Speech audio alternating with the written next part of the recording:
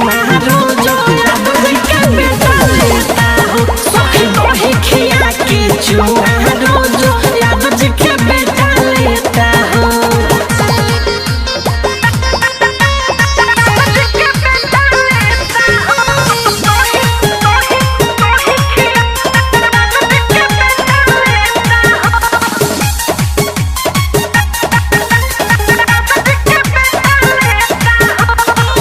बेटा हलुआइया के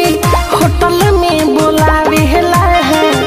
लड्डू रसगुल्ला पे पस के संगे खियावेला बेटा हलुआइया के होटल में बोलावेला है लड्डू रसगुल्ला पे पस के संगे खिलावेला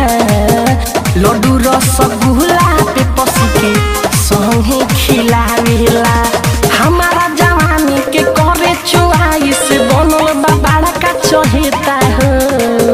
ए सखी काटा देखा के जुमा बाबू साहेब के बेटा लेता हो सखी काटा देखा के जुमा बाबू साहेब के बेटा लेता हो।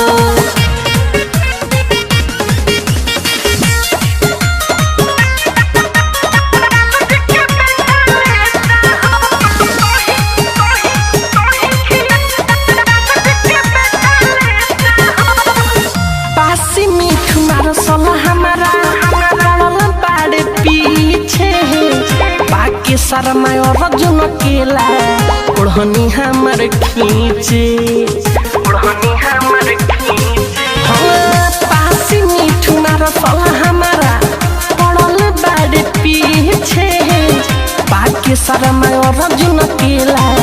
ओढ़नी हमर खींचे पाके मुकुंद मनी ओढ़नी हमार खींचे यादव विकास आई लव बोले माजा मांगे भर पेटा हो ए सखी मछली खिया के जुमा